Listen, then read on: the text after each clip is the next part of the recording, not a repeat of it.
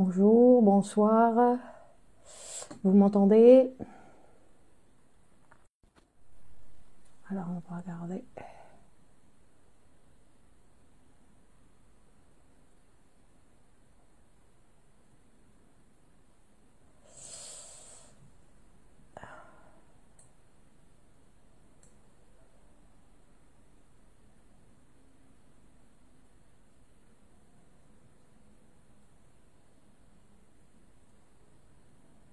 Hop. Bien le bonsoir. Bien le bonsoir. Donc, nous sommes là. Nous sommes présents. Alors, on va regarder ici.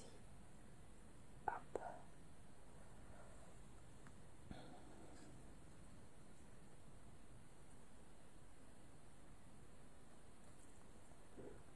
Alors, attendez. Hop.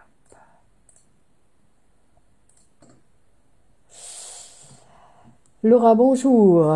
Eucalyptus, bonsoir. Bonsoir à tous. Chavi, bonsoir. Ça y est, nous sommes de nouveau dans notre espace psychanalyse pour tous. Donc, bien le bonsoir. Vous m'entendez bien? Ça va? La connexion va bien? Ici, j'ai pas beaucoup de... Alors, attendez. Sonia, bonsoir. Widap, bonsoir. Simona, bonsoir et bonne rentrée. Merci à vous aussi. Maury, Laura. On vous entend. Merci Laura. Bonne rentrée à tous. Oui, nous sommes là donc pour la rentrée. Alors, on va regarder. Je ne sais pas ici comment ça marche exactement.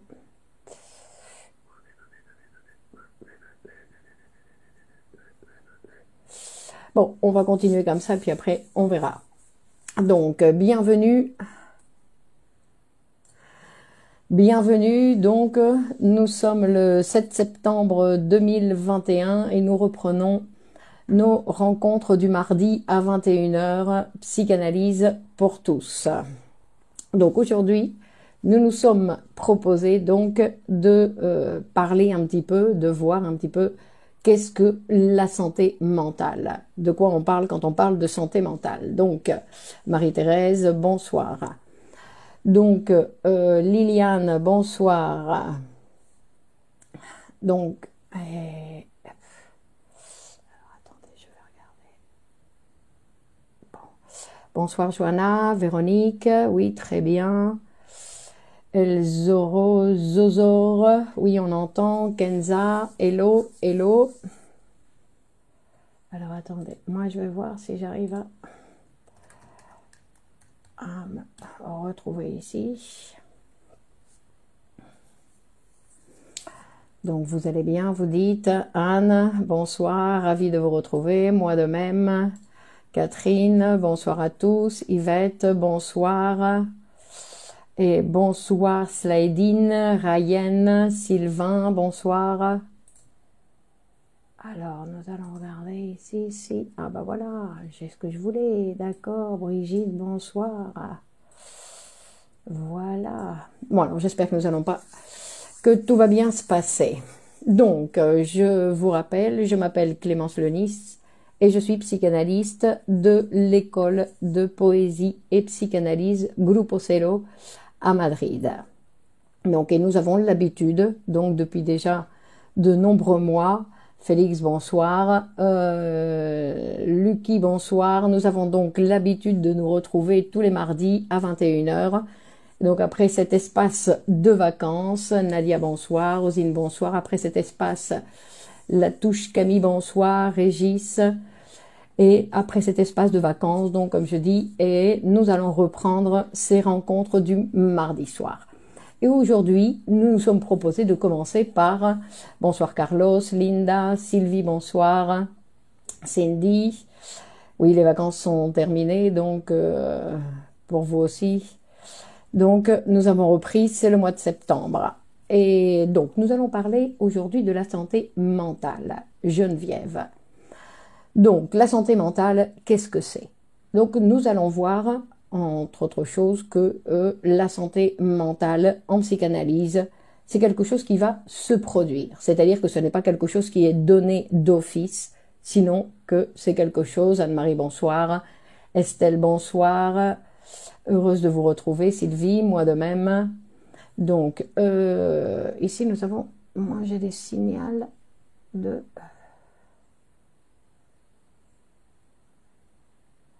Alors, attendez. Bon, je n'arrive à rien à faire. Bon. Donc, la santé mentale, ce n'est pas quelque chose qui existe d'office, sinon que c'est quelque chose que nous allons devoir produire. C'est-à-dire que ce n'est pas le contraire de la maladie.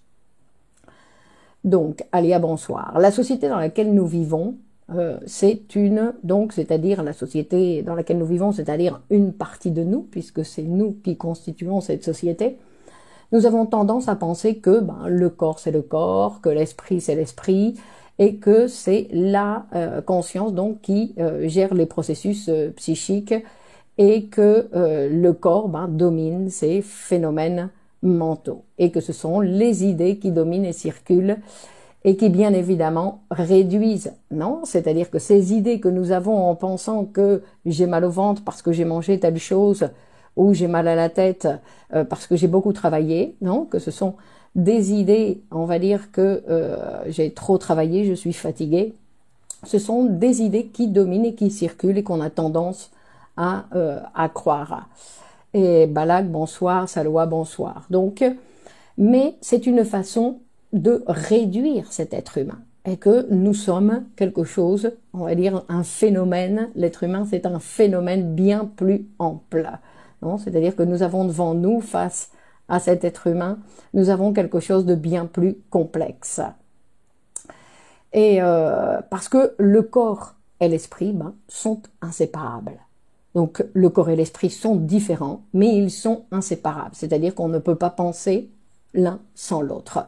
René, bonsoir. Et donc, mais on peut se poser la question, donc, qu'est-ce qui va influencer la formation de cet être humain? C'est quoi, non? Qu'est-ce qui va participer à la formation de cet être humain? Eh bien, c'est simplement les autres. Simplement. C'est-à-dire que nous allons arriver dans le monde avec des êtres humains et que ces êtres humains, ils vont nous accompagner pendant toute notre vie. C'est pour ça qu'il faut apprendre, Kamal, bonsoir, il faut apprendre à bien, on va dire, à bien... Carinette, bonsoir. Exactement, c'est le retour du dualisme cartésien. Donc, Claudette, bonsoir. Donc, ce que je voulais dire, c'est que nous sommes soutenus, accrochés, tenus, maintenus grâce à nos relations sociales. Ce sont nos relations avec les autres qui nous maintiennent. Et que notre véritable richesse, c'est notre richesse, Nelly, bonsoir, c'est nos richesses, c'est nos relations sociales. C'est-à-dire que, à partir de là, nous pouvons penser que nous perdons notre capacité animale. Et donc, le corps ne dépend plus des lois biologiques. Et que les lois biologiques chez l'homme, chez la femme, chez cet être humain, chez les personnes qui sont en relation avec d'autres personnes, vont dépendre des mots, des paroles, des conversations, des sentiments. C'est-à-dire que, à partir de là, nous savons que tous les troubles fonctionnels, sont de caractéristiques psychosomatiques. C'est-à-dire que nous savons que tous les troubles, on va dire que tous les troubles sont des troubles, des caractéristiques psychosomatiques. Ça veut dire que Jean-Loup, bonsoir, Catherine, bonsoir, que la simple tachycardie, Nelly, bonsoir, la simple tachycardie, le manque de respiration, les vertiges matinaux, les nausées, les troubles digestifs, les troubles de l'éjaculation, de l'érection, le vaginisme, la frigidité, tout ça, le psychisme va intervenir dans tous ces phénomènes, dans tous ces troubles fonctionnels. Et quand on parle de santé, on a tendance aussi à penser que la santé, qu'est-ce que la santé? C'est je suis en bonne santé, ça veut dire je ne suis pas malade. C'est-à-dire comme si la santé c'était un manque de maladie. En fait, c'est comme s'il nous manquait quelque chose, non? que la santé est toujours en relation avec la maladie, la pathologie et les symptômes.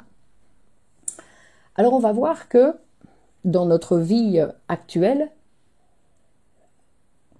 dans cette ambiance d'actualité, on va dire, nous pourrions penser que face à ces nombreux morts qui surviennent tous les jours et qu'on nous donne l'information tous les jours, avec les talibans, le Covid et tout ça, le désespoir général dont on nous parle aux infos, nous pouvons penser que l'angoisse, l'anxiété, la peur, c'est quelque chose ce sont des détails.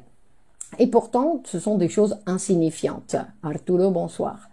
Donc, ce sont des choses insignifiantes. Cependant, effectivement, ce sont des choses insignifiantes et ce sont des petites choses quand elles ne durent pas. C'est-à-dire que quand j'ai peur d'un objet réel qui réellement, je dois avoir peur pour pouvoir me protéger. Donc la peur, c'est un signal de protection. Quand ça ne dure qu'un instant, quand j'ai une anxiété parce que j'attends, il y a une attente précise. Mais quand l'angoisse, l'anxiété, la peur s'installent de façon continue dans la vie des sujets, c'est là où elles peuvent provoquer, donc dans le corps, des maladies très graves. Ça peut même provoquer la mort. Donc, et on va voir que ce qui est intéressant ici de voir, c'est que la peur, l'anxiété et l'angoisse se produisent avec les mêmes mécanismes, psychiques. Par exemple, le mécanisme de la peur a une caractéristique particulière parce que la peur, on a toujours besoin d'un objet réel hors du sujet, hors de la personne qui a peur. D'accord? C'est-à-dire que ça peut être quelque chose de réel, il y a un incendie, j'ai peur, ou quelque chose de fantasmé, de ce que j'imagine. J'ai peur de quelque chose que j'imagine, mais il y a un objet, il y a quelque chose, comme par exemple dans les phobies, qui est existant. Alors peu importe s'il est fantasmé, halluciné, ça peut être quelque chose qui provoque la peur. Par contre, l'angoisse et l'anxiété sont normalement pas d'objet. Donc on ne sait pas pourquoi on est angoissé et on ne sait pas pourquoi on souffre d'anxiété. C'est-à-dire qu'on ne sait pas pourquoi dans le sens où il n'y a pas un objet qui se présente comme quelque chose qui vient provoquer cette angoisse. Et on va voir que la différence donc entre l'anxiété et l'angoisse, c'est que l'angoisse a des répercussions directes dans le corps. Donc il y a un grand nombre de phénomènes dans le corps qui peuvent être donc des manifestations de l'angoisse. L'oppression précordiale, l'altération du rythme respiratoire, l'altération du rythme circulatoire corporel, des sensations d'étouffement, des nausées, tout ça, ça peut être des phénomènes de l'angoisse. Une grande fatigue qui ne devrait pas avoir lieu, ça peut être de l'angoisse. Par contre, l'anxiété n'a pas de trouble corporel. C'est-à-dire que c'est quelque chose qui est plus insupportable encore que l'angoisse, d'accord? Parce que l'angoisse, elle nous fait penser toujours que ça peut être quelque chose d'organique. Donc, on peut avoir recours au médecin.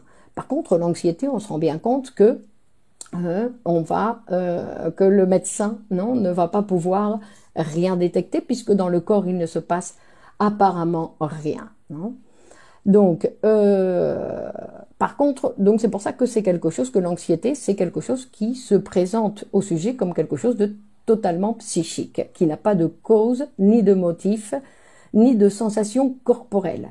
C'est-à-dire que c'est quelque chose qui est complètement mental. Alors, face à ça, qu'est-ce qu'on fait? On recommande bien évidemment la psychanalyse, d'accord? Que tout le reste, on va dire, tous les autres types de remèdes que propose par exemple la médecine, sont simplement les médicaments, on va dire, sont simplement des tentatives de tranquilliser sur le moment. Et donc Arturo demande: est-ce que le burn-out est une cause de l'anxiété ou l'anxiété est une cause du burn-out? Donc ça, c'est une bonne question. Non, c'est-à-dire qu'effectivement, la personne qui va souffrir d'un burn-out, il faudrait voir si, avant de souffrir ce burn-out, il n'y a pas effectivement chez le sujet non, une position anxieuse. Donc, je dis que face à tout ça, il est recommandé la psychanalyse, non, pour ne pas utiliser d'autres types de stupéfiants, non, qui, au bout du compte, vont provoquer des troubles plus graves. Non. Et après, il y a un autre problème aussi dans ces sociétés donc actuelles dans lesquelles nous vivons, et je voulais souligner un petit peu ça, c'est la solitude. Et que la solitude, c'est un lieu, on va dire, Daniel, Virginie, bonsoir, la solitude, c'est un lieu où l'homme peut se faire très très mal. C'est-à-dire que la solitude peut détruire même le sujet lui-même. Et je vais expliquer pourquoi. Parce que la solitude, non, on va même se demander si la solitude, c'est-à-dire le rejet de relations avec les autres, et on peut se demander donc si c'est réellement quelque chose, non, on va dire directement d'humain, non? Est-ce que c'est vraiment humain dans le sens où quand je perds mes relations sociales, qu'est-ce qui reste de moi? Qu'est-ce qui reste de moi? Mes fantasmes. Donc, parce qu'on va voir que le fait d'être accompagné, non, quelles que soient les personnes qui nous accompagnent, le fait d'être accompagné limite, relativise non seulement ma solitude ou ma sensation de solitude, parce qu'évidemment on peut être accompagné et se sentir seul, c'est différent, non, mais que la solitude, la compagnie, on va dire, quelle qu'elle soit, elle va limiter notre désir de destruction, notre méchanceté. Et pourquoi? Parce qu'on va l'exprimer envers les autres. Donc il y a un autre. Bon, alors c'est pas que ce soit recommandé, mais disons que c'est ce que va faire le sujet. C'est-à-dire que quand il est accompagné, cette tendance à la méchanceté, non, à la méchanceté et à l'agressivité et à la destruction, va s'extérioriser sur les autres. Alors que dans la solitude, elle va agir directement sur le sujet tout qui est tout seul. Est-ce que le deuil, perte de parents, peut entraîner... Alors attendez, peut entraîner justement la grosse souffrance, rejet, solitude, et donc il faudrait un accompagnement en psychanalyse. Oui, Linda, un accompagnement en psychanalyse. La solitude n'est pas le rejet de la relation à l'autre. C'est lié. Alors, ça dépend de quelle solitude vous parlez, non? Être seul, c'est une chose. Non, la solitude, c'est une autre chose. Donc, non. Donc, on va dire que dans tous les cas, la solitude n'est pas recommandée. Quelle que soit la situation du sujet. Il y a des gens qui rejettent la relation comme ils se sentent mal, ils rejettent les relations avec les autres, donc ils disent je préfère être seul, non? Et si la solitude est un choix, même si bien sûr qu'il y a des solitudes qui sont des choix, mais pourquoi? Parce que j'ai des difficultés à avoir des relations avec les autres, et quand je suis seule, qu'est-ce que je fais? Je fantasme. Je ne suis plus, non? Si je perds mes relations sociales, non? Je ne suis plus avec qui je suis. Avec qui je suis? Avec mes propres fantasmes. C'est pour ça qu'on va dire qu'il n'est pas recommandé, non, que la solitude, ce n'est pas quelque chose qui est recommandé. Être seul, c'est complètement différent. Non? Donc, une autre chose, pour souligner que dans les sociétés construites telles qu'elles le sont là aujourd'hui, non, qu'elles ne sont pas pensées pour développer cet être humain que nous sommes. C'est-à-dire qu'elles ne sont pas pensées pour que nous nous développions comme être humain. Un être humain épanoui, heureux, travailleur. C'est-à-dire que les institutions ne travaillent pas pour ça, non? Occasionnellement, et si la solitude est un choix, occasionnellement, périodiquement, je suppose. Mais c'est pas la solitude, ça c'est être seul. D'accord? Si c'est occasionnellement, c'est je me retire une semaine, je vais prendre une semaine. Mais dans tous les cas, de toute façon, ce n'est pas recommandé. Non, la richesse de nos relations sociales, c'est quelque chose qui va enrichir et qui va nous permettre, non, d'être en contact donc avec cet autre qui me donne une image de moi-même différente de celle que je peux avoir et qui évite, on va dire, de plus grands troubles. Donc, je disais qu'aucune institution, claro, effectivement, Karinette, la solitude ou l'isolement, non? Bon, l'isolement, bon, on va pas... Les sociétés individualistes favorisent la solitude, effectivement, Delphine. Ces sociétés, non, favorisent, c'est pour ça que cette rencontre, où je vois que nous sommes déjà 150 personnes, ici, ce sont des rencontres qui nous enrichissent. D'accord? C'est-à-dire que nous voyons que même si nous sommes tout seuls derrière notre ordinateur, nous avons une relation avec quelqu'un. Hein. Donc, obligatoirement, ça fait partie de nos richesses sociales. Donc, tout ça pour dire que nous allons devoir, si nous voulons réellement trouver, on va dire, un remède, non? Ou trouver un chemin pour le bonheur, pour la joie, pour le travail, il va falloir nous en occuper nous-mêmes. C'est-à-dire que les sociétés ne s'occupent pas de ça. Non, elles s'occupent d'autre chose.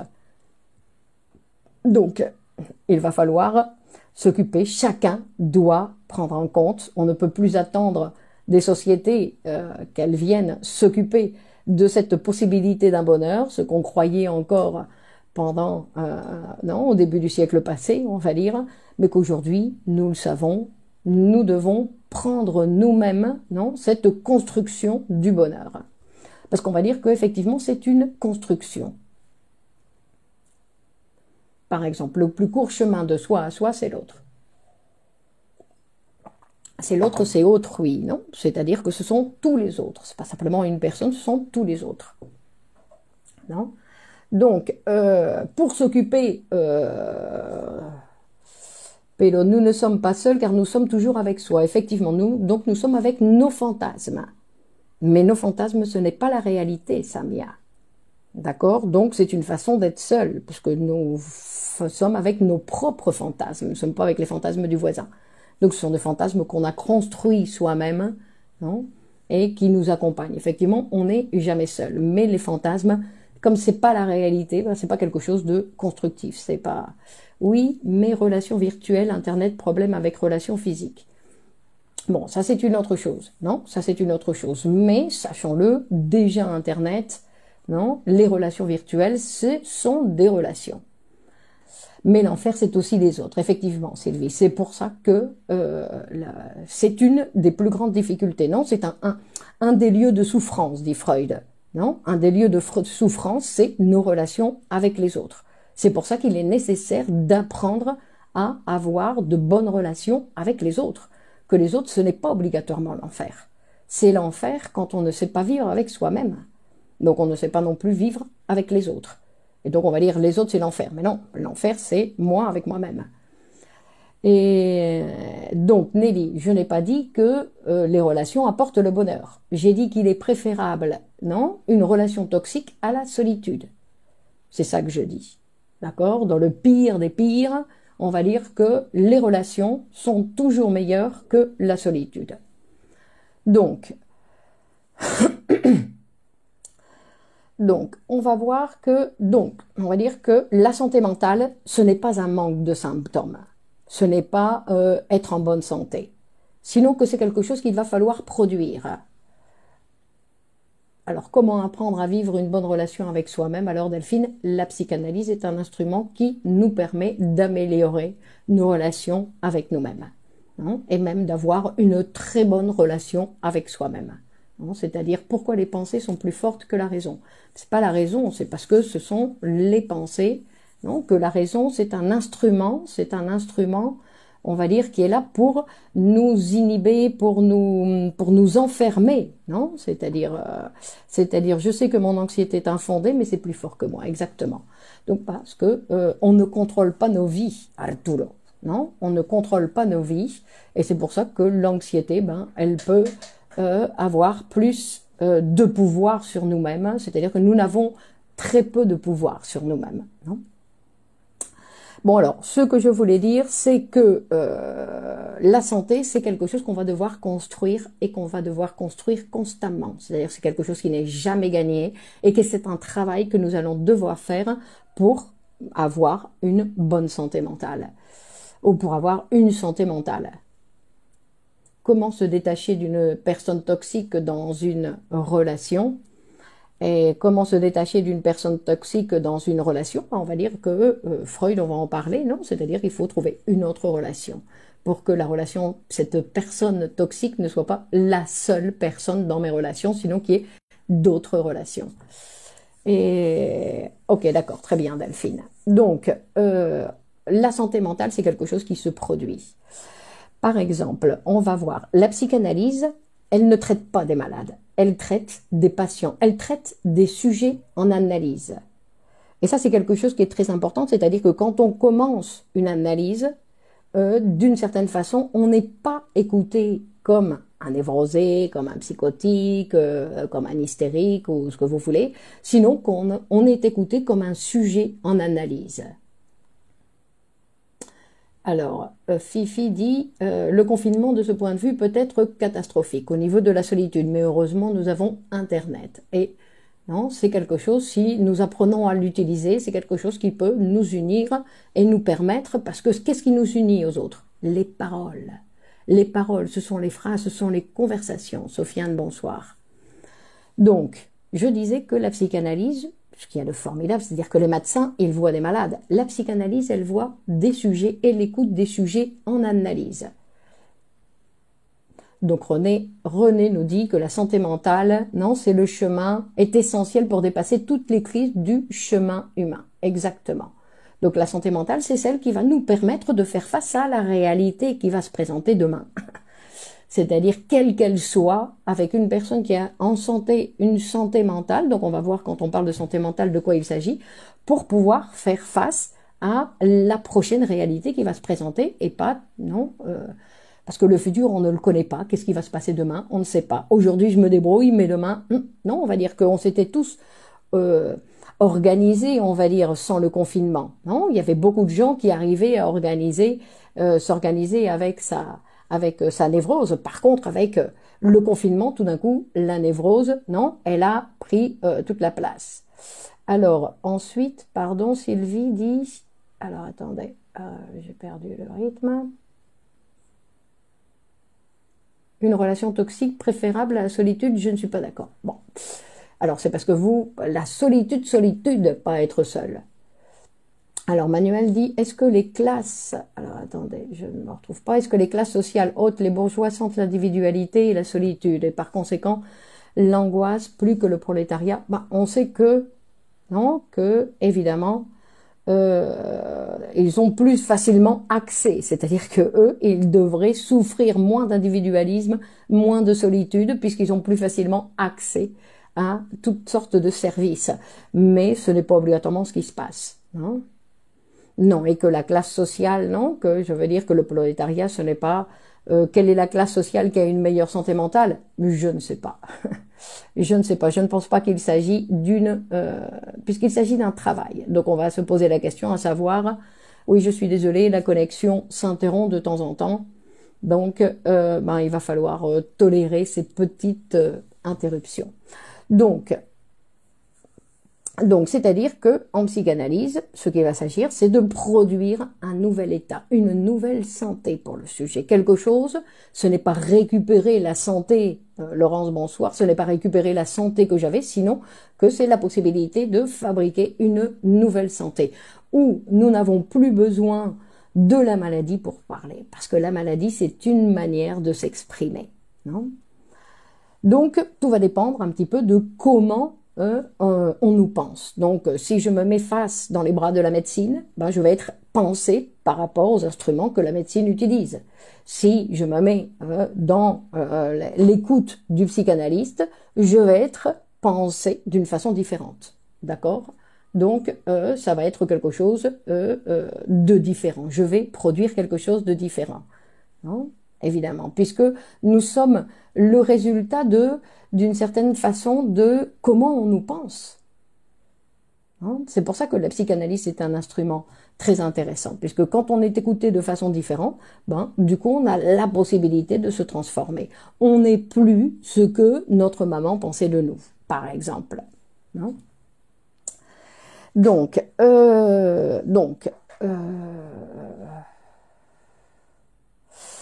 Et donc, il y a un poète cubain qui s'appelle José Martí qui dit « Le bonheur se trouve sur le chemin du travail. Le bonheur se trouve sur le chemin du travail. » Alors, pas exactement le travail de Arturo, non, sinon le travail qu'on va faire chacun sur soi-même. le travail qu'on va pouvoir faire pour justement nous enrichir, pour améliorer nos relations sociales, pour découvrir, non, des choses nouvelles dans notre vie. Tout ça, c'est un travail. Parce qu'en fait, chez l'être humain, rien ne se fait sans travail. Donc, nous devons savoir que, et que en plus, grâce au travail, tout est possible. Tout est possible. Alors, nous avons toujours tendance à penser que le travail, c'est quelque chose de néfaste, parce qu'on est maltraité, non, dans les entreprises. Très rarement, nous sommes bien considérés. On peut avoir recours à la médecine tout en faisant une analyse, bien évidemment, Sylvie. Non, il n'est pas question de renoncer à ces merveilleux progrès qu'a pu apporter la médecine, bien évidemment. Je suis de Descartes, mais la pensée philosophique est différente du travail psychanalytique. Exactement. D'accord? Donc la philosophie, non, c'est quelque chose de différent. Pourquoi? Parce que la psychanalyse, il y a la théorie et la clinique. Ça me rassure, dirait Arturo. D'accord? C'est-à-dire qu'il y a la théorie et la clinique, alors que la philosophie, il n'y a pas de, non, il n'y a pas de clinique, il n'y a pas de contact avec le sujet. Bon, alors revenons-en à la santé mentale. Donc, quand on parle de la santé mentale, vous savez que l'Organisation mondiale de la santé dit que un complet bien-être physique, mental et social, non, que ça c'est la santé. Un complet bien-être physique, mental et social. C'est-à-dire que ce n'est pas quelque chose qui consiste uniquement en l'absence de maladie. D'accord? Donc même l'Organisation l'Organisation mondiale de la santé, non, pense ça. D'accord? Pourtant, on va continuer, donc, on va continuer un petit peu avec la maladie. Parce que la maladie, il y a 3 ordres différents de maladies. D'accord? 3 processus de maladies différentes. Il y a l'organique, il y a le psychique et il y a le psychosomatique. D'accord? C'est-à-dire que ce sont 3 endroits où peut s'installer la maladie. Et que ce sont 3 processus, non, qui vont être différents dans leur manière de se produire. C'est-à-dire que on ne va pas pouvoir, quand on va écouter le sujet, on ne va pas pouvoir le séparer, le corps, ni le psychique, ni le social. Que nous sommes des êtres sociaux. Non? De la même façon que nous avons un corps auquel nous ne pouvons pas renoncer. Merci madame, donnez-moi des conseils pour garder l'équilibre psychique, surtout dans l'événement toxique. Agatha, c'est impossible cette définition, mais aussi vieux concept, homme à rafraîchir. Oui, enfin c'est ambigu, non? Parce que qu'est-ce que ça veut dire un complet bien-être physique? Isabelle dit, on parle de travail sur soi comme un développement personnel. Bon, chacun va considérer, non? Disons que la psychanalyse, elle présente la possibilité d'un travail sur soi qui va modifier, on va dire, modifier notre manière de nous penser nous-mêmes, hein, de modifier notre structure psychique. Et donc, non seulement elle va modifier notre manière d'être en relation avec nous-mêmes, sinon qu'elle va parce qu'on va voir, attendez, on va continuer pour voir un petit peu ici de quoi on parle quand on parle de santé mentale. D'accord? Donc,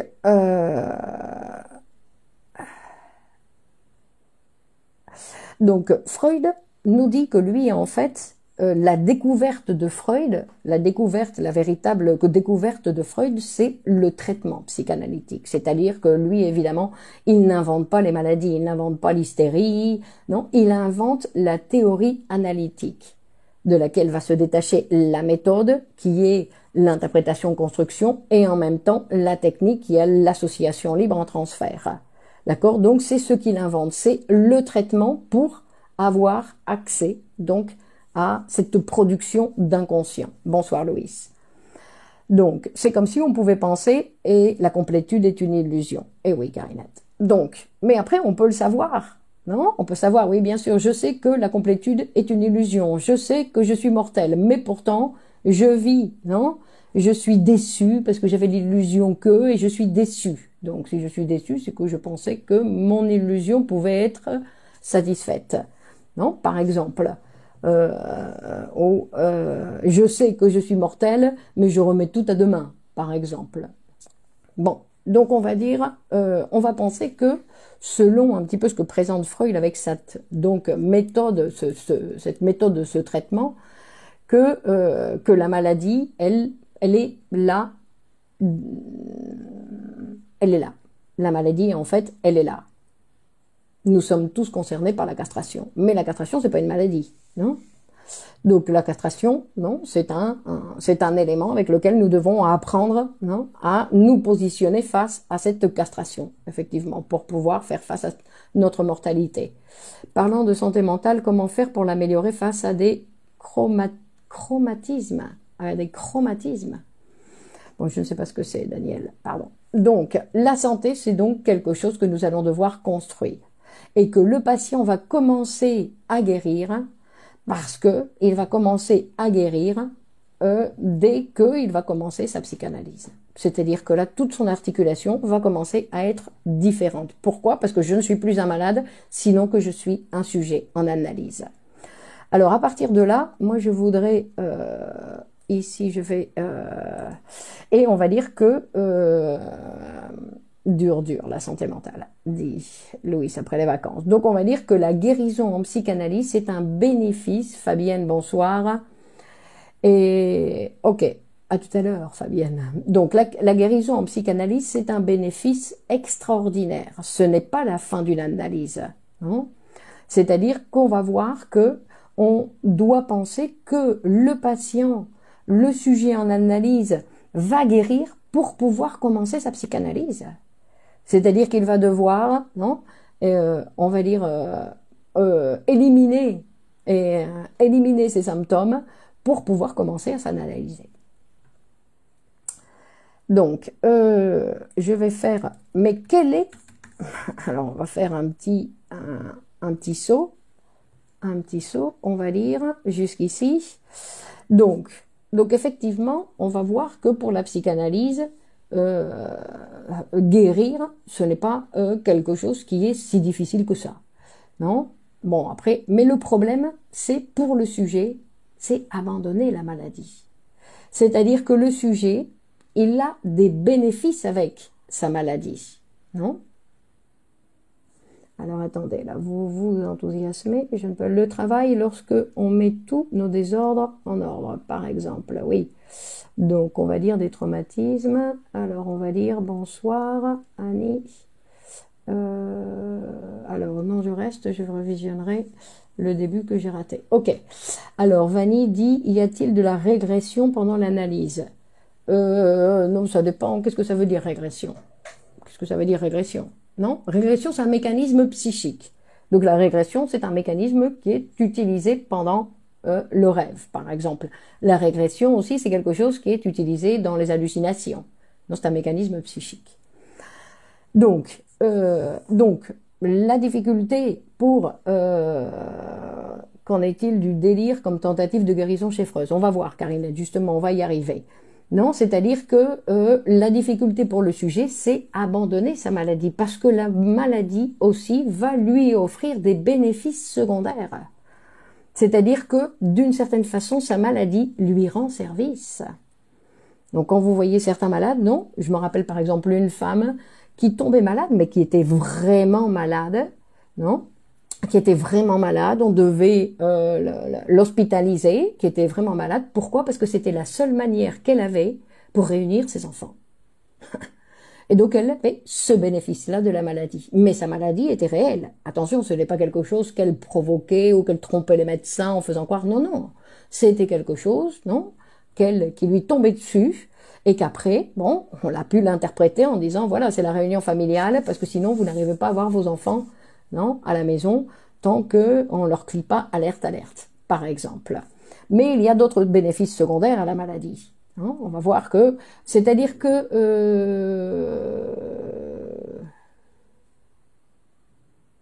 donc Mohamed dit que la guérison absolue, alors je ne sais pas ce que c'est qu'une guérison absolue. Fabienne dit le symptôme, il se les construit, il y tient, c'est sa création et pourtant il cherche à s'en défaire par l'analyse.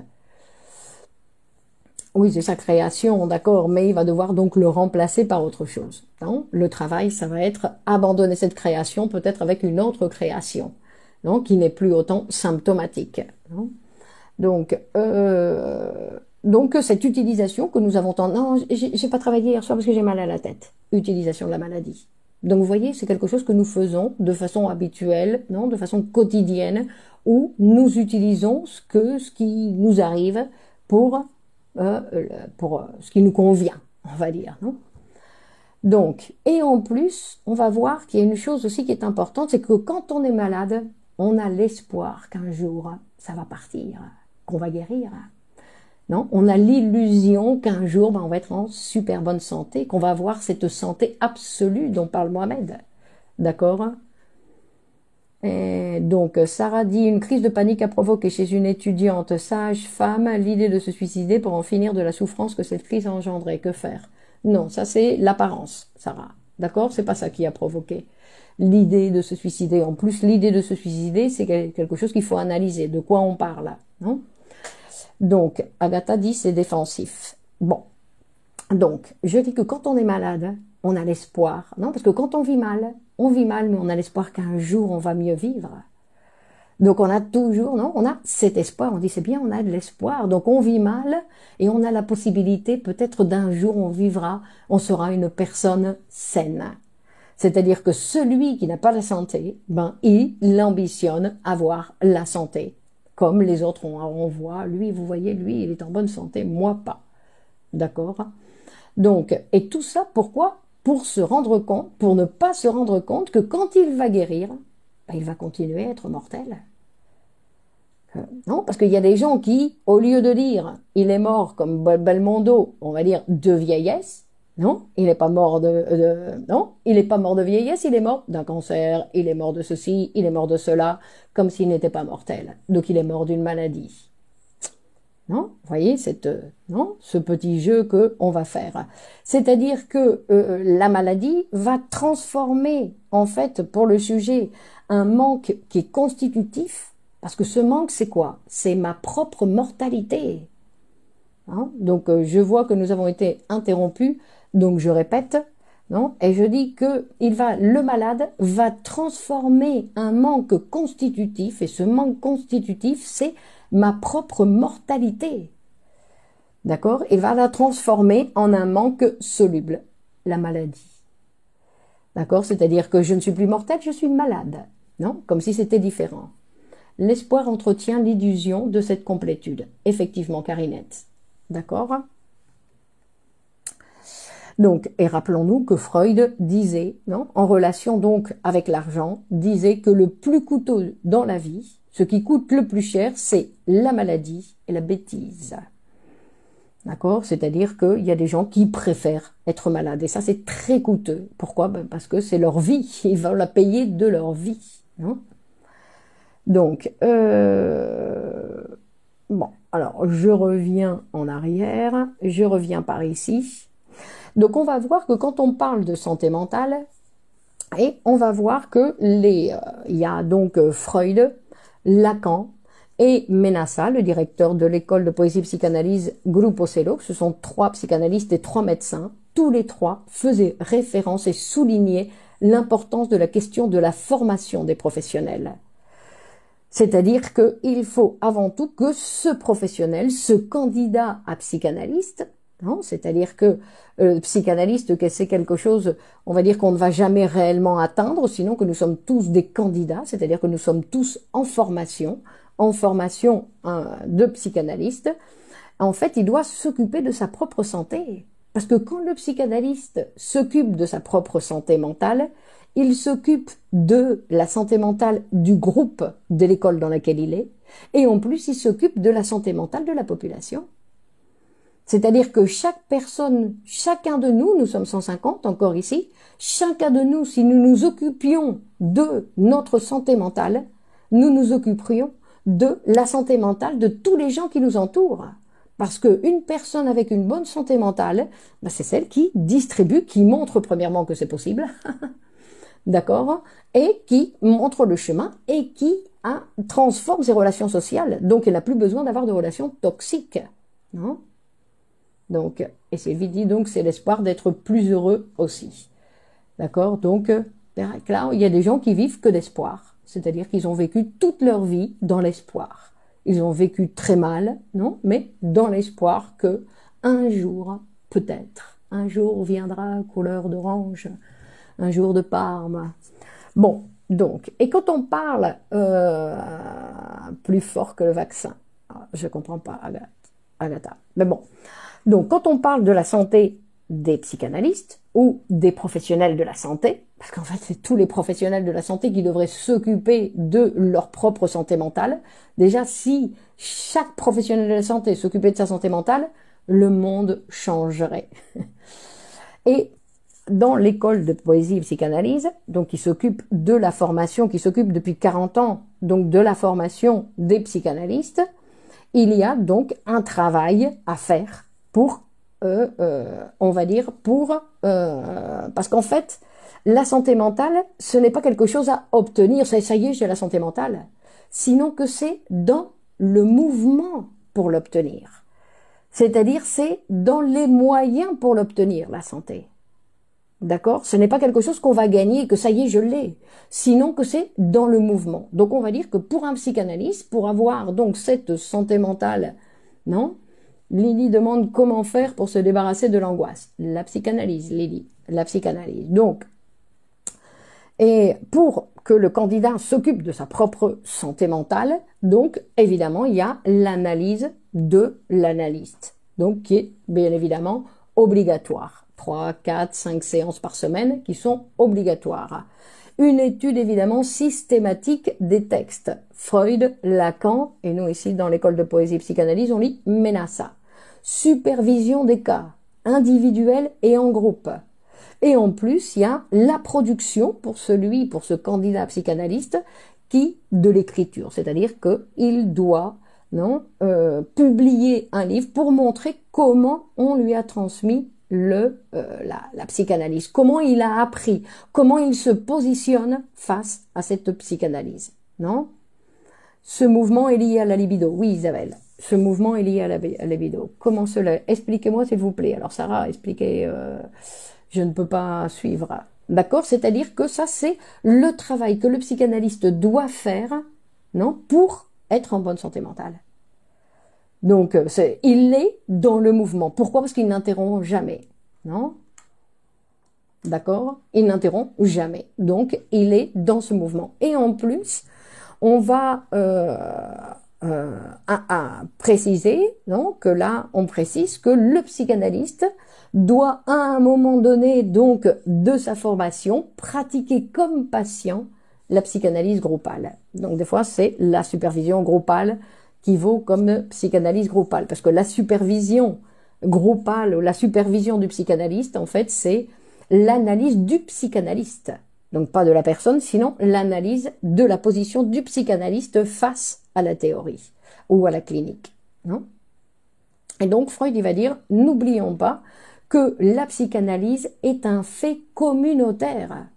C'est-à-dire qu'on voit, que tout le monde peut voir la santé mentale des pratiquants. Parce que tout le monde le voit. Donc c'est pour ça que c'est quelque chose de communautaire. Donc on voit rapidement si un psychanalyste, on va dire qu'il respecte, on va dire, toutes ces conditions pour pouvoir occuper cette place de psychanalyste. C'est-à-dire que s'il fait tout ce travail qui est nécessaire de faire pour pouvoir écouter le patient, hein, écouter le sujet en analyse. C'est-à-dire que le psychanalyse a besoin de rentrer dans ce qu'on appelle une chaîne de transmission.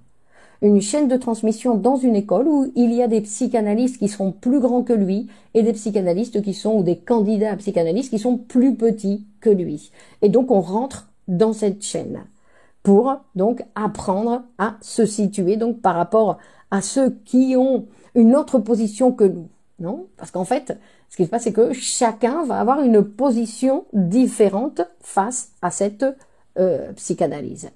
Donc, ce qui n'est pas différent, c'est leur formation. Leur formation et leurs conditions, non? Leur formation et tout ce que ça signifie. Oui, Delphine, cette formation a un coût. Quel lien entre le soutien psychosocial et la santé mentale dans un contexte de santé publique? Ben, que dans ce que je disais, c'est-à-dire que si tous les professionnels de la santé, non, étaient en analyse, ne serait-ce que ça, étaient en analyse avec un psychanalyste qui respecte donc toutes ces conditions pour ben, le monde, effectivement, le monde pourrait changer. Mais nous n'en sommes pas là. Nous n'en sommes pas là parce que nous avons des difficultés avec le travail en général, non, à faire ce travail constamment, non, parce qu'en fait c'est un travail qui va constamment nous modifier, parce que nous sommes en transformation constante. Non. Donc, mais Freud, il va nous présenter différents critères de santé. Oui, Delphine, c'est faisable à distance. Oui. Donc, il va nous proposer différents critères de santé dans ces différents textes. Il y a un texte, par exemple, où il va nous dire que une preuve, on va dire, de santé mentale, c'est la capacité d'aimer et de travailler. Donc, vous voyez, ça, c'est en relation avec le social. La capacité d'aimer. Non, que ce n'est pas rien. Je veux dire, on pense que je suis amoureuse, j'aime Pépito. Mais qu'est-ce que ça veut dire aimer Pépito? Non, que ce n'est pas, c'est apprendre à aimer, non? Aimer et travailler, et apprendre à travailler. Non? Donc, c'est-à-dire que pour Freud, le symptôme, ça n'a rien à voir avec ce symptôme que définit la médecine, sinon que le symptôme, c'est quelque chose qui est plus en relation avec ce que présentait Marx.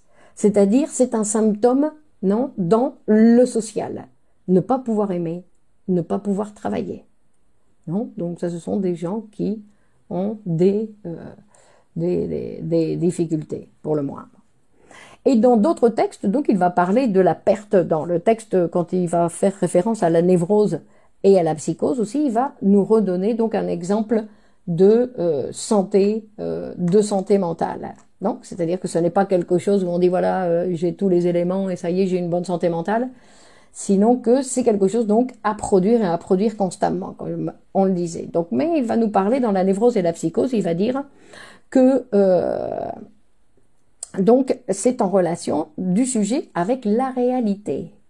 Non, pas simplement avec le travail ou avec l'amour, sinon que c'est en relation avec la réalité.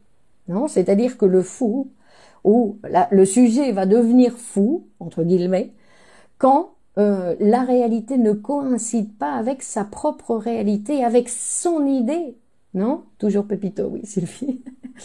Donc, quand sa propre réalité, quand l'idée que j'ai que comment devrait être la réalité, ça ne coïncide pas avec la réalité. Alors là, ça me bat, je ne supporte pas, je deviens fou. Alors, ça peut être quelque chose qui va s'étendre, ou ça peut être simplement un moment, non? Un délire, non, on va dire. Donc il parle, Carinette, de ces critères de santé donc dans les textes de névrose et psychose, et celui sur l'amour et le travail, je ne me rappelle plus. Je ne me rappelle plus. Donc il va expliquer donc dans la névrose, sacré Pépito, oui, il est le bienvenu, ben comme ça au moins je ne parle pas de vous. Donc à chaque fois qu'il va trouver, non, on va devenir, je vais dire qu'il va y avoir une sorte de folie dans le sujet. Donc à chaque fois qu'il y a quelque chose de bizarre qu'il ne comprend pas dans son être. Non, c'est comme ça que commence le processus de psychose. C'est-à-dire, c'est comme une défense de l'homme contre cette idée étrange, non, ce qui apparaît étrange. Souvent, Freud ramène tout à la libido et sexualité sur différentes thématiques. Bon, là, vous voyez, ce n'est pas le cas, Linda, non, sinon qu'il va faire référence. Donc, il va dire que le névrosé, non, par rapport au psychotique, il va dire, le névrosé, il connaît la réalité, mais il va la fuir. Parce qu'elle lui convient pas, parce qu'il l'aime pas. Donc il va fuir la réalité, il va fantasmer, il va s'en fabriquer une autre, mais dans ses fantasmes. Le psychotique, lui, c'est différent, d'accord? C'est-à-dire que lui, il ne connaît pas la réalité directement, non? Il fuit cette réalité en construisant directement une autre. Donc, Slimani dit le meilleur critère de santé mentale, c'est le pouvoir de trouver chez les autres les motifs de leurs fautes, des motifs qu'eux-mêmes n'arrivent pas à trouver. C'est pour moi le bon critère. Bon, alors ça c'est s'occuper des fautes, non? Moi je préfère m'occuper des vertus des autres, non? Ce que les autres sont capables de faire, Les autres sont capables de la générosité de chacun d'entre nous, de tout ça, de s'occuper justement de ces bons côtés chez les autres. Parce que les misères, nous en avons tous. D'accord? Il n'y a personne qui est parfait ou avec cette idéologie du bien, du mal, etc. Sinon que nous avons tous nos misères. Donc ce que nous devons apprendre à regarder chez les autres, ben, c'est tout ce qu'on aime. Apprendre à éliminer et à ne plus voir ce qui nous dérange et ce que nous n'aimons pas. La même chose avec nous-mêmes, on va dire, non? Apprendre à regarder ce qui nous plaît en nous, non? Si on entend que la psychanalyse sera étendue en 2 siècles, on arrivera à un monde meilleur pour tous ou c'est une utopie. Ben, on doit travailler dans ce sens, Manuel. On doit travailler dans ce sens. Je ne sais pas ce qui se passera dans 2 siècles, mais c'est dans ce sens-là qu'on doit travailler. On doit travailler pour la diffusion de la psychanalyse puisque c'est un instrument, non, qui va nous permettre d'avoir une meilleure relation avec nous-mêmes. Imaginez si, si nos dirigeants avaient une bonne relation avec eux-mêmes. Ça veut dire que le monde changerait, mais eux aussi, ils souffrent tout comme nous et ils ont des problèmes, non? Et des difficultés de relation avec eux-mêmes. Donc Lydia dit, je travaille auprès d'un public jeune, certains sont des souffrances mentales. Bah oui. D'accord? Mais il faut pas les considérer comme non, c'est pas des malades, c'est des sujets, non? C'est des sujets qui ont des difficultés, qui sont, s'ils sont en présence d'une professionnelle, ben ils sont déjà dans un autre processus. Donc, ce que Freud dit, donc, le concept de santé mentale, c'est celui qui va réunir les 2 positions. Celle du névrosé, qui connaît la réalité, qui sait comment le monde fonctionne, d'une certaine façon, on va dire, ou comment fonctionne sa réalité, mais que même si elle ne lui plaît pas, il ne fuit pas, sinon qu'il va travailler comme le psychotique pour la transformer. D'accord? Bonsoir Elsa. Caroline, rien de ce qui est humain ne m'est étranger. D'accord? Mais après, bon, qu'est-ce que ça veut dire humain? D'accord? C'est-à-dire que tout ce que va produire, non, tout ce que va produire un être humain. L'assassin, c'est un être humain. Non? Que je veux dire, on va dire, les talibans sont des êtres humains. Les laboratoires pharmaceutiques sont des êtres humains. Les capitalistes sont des êtres humains. Donc, non, tout est humain. Et comment sait-on si on a une bonne santé mentale? Donc, bonsoir Claudine, faute ou vertu, un peu trop morale comme critère pour la psychanalyse, non? Non, mais je vais pas parler de faute ni de vertu, ou ben, si vous voulez, mais de ce qui me plaît dans l'autre, de regarder ce qui me plaît, de pas tant regarder, non, c'est faute, ou ce que moi je vais cataloguer comme faute, effectivement, ou tout ça, non, que d'apprendre à mieux vivre avec soi-même, c'est-à-dire accepter justement ce qu'on peut considérer comme faute ou... Donc, à ce que j'ai compris de ce que vous dites, c'est qu'une bonne santé mentale suggérait une bonne conscience de la réalité. Non, pas une bonne conscience de la réalité. Ça, c'est ce qu'a le névrosé. Une transformation de cette réalité. Si nous étions tous en train de travailler, non, pour transformer cette réalité qui ne nous plaît pas, non, que nous devons faire un travail pour transformer cette réalité qui ne nous plaît pas de notre propre vie, pas du monde, de notre propre vie. Pas de fuir cette réalité en disant non, non, allez, je suis fatigué, par exemple. Donc,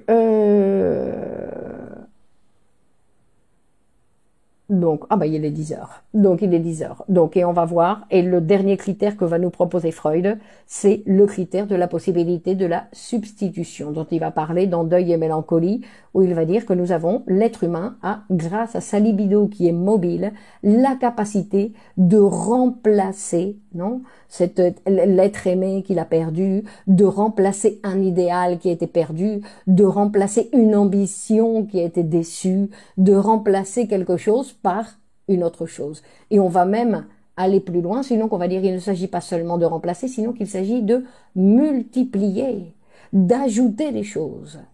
D'accord? C'est-à-dire ne pas se limiter à avoir un seul amour, ne pas se limiter à avoir de dépendre, non, que d'un seul projet. Non? Et on doit avoir plusieurs projets dans notre vie. On a plusieurs amis, mais on peut avoir plusieurs projets. Donc, Lydia dit une personne qui se sent toujours persécutée. Elle le dit dans ses propos et se pose toujours comme victime. Peut-on dire qu'elle est dans une sorte de paranoïa? Alors, pourquoi vous voulez l'étiqueter, Linda? Pourquoi vous voulez lui mettre une étiquette? Vous avez l'impression qu'en mettant une étiquette, ça y est, elle est à moitié guérie? Non, l'étiquette, ça ne sert à rien. D'accord? Sinon, il faut lui conseiller d'aller voir un professionnel qui va s'occuper, qui va pouvoir l'écouter, non, de la façon dont il convient.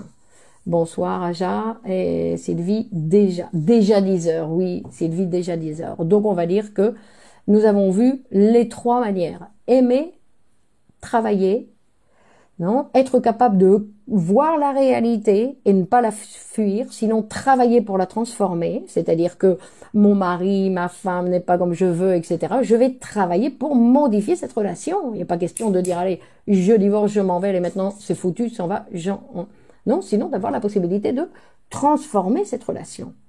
Alors bien sûr, l'instrument idéal, c'est toujours la psychanalyse. Mais il y a d'autres manières. Je veux dire, la prise de conscience n'est-elle pas aussi un signe de santé mentale? La prise de conscience est toujours quelque chose qui est très réduit. Vous dites qu'il ne faut pas se limiter à un amour, par exemple. Donc il faut avoir plusieurs amours, alors tout comme plusieurs projets. Exactement, il faut multiplier. Après, vous avez, vous aussi, déjà plusieurs amours. Non? Qui n'a pas plusieurs amours? Je veux dire que la majorité d'entre nous, nous avons plusieurs amours. Il n'est pas question de... Non? Je veux dire que c'est quelque chose qui nous fait du bien, de la même façon que nous avons plusieurs amis. Non? Comment transformer? La psychanalyse, Agatha. Il n'y a pas d'autre... L'écoute psychanalytique et l'interprétation, non? Qui va être donc une manière, la psychanalyse, c'est celle qui va nous permettre de nous auto-connaître grâce à la psychanalyse et de nous auto-transformer. Donc, ça va en même temps. C'est-à-dire que quand on s'auto-connaît, quand on découvre quelque chose de nous qu'on ne connaissait pas, il y a une transformation qui va se faire sur le sujet. D'accord? Donc, c'est quelque chose qui est... et en plus, on va dire que c'est cette possibilité de se transformer qui est toujours bienvenue pour pas toujours répéter les mêmes choses. Donc, c'est-à-dire que de se découvrir de temps en temps avec une nouveauté.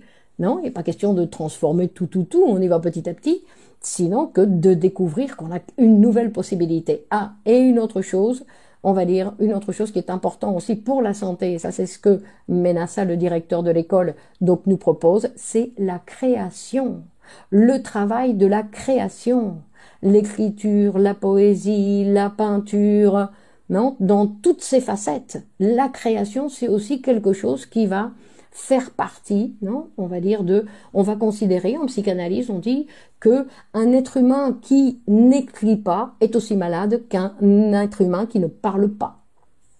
D'accord? Pourquoi? Parce que c'est une possibilité de l'être humain. Comment nous n'allons pas tous écrire?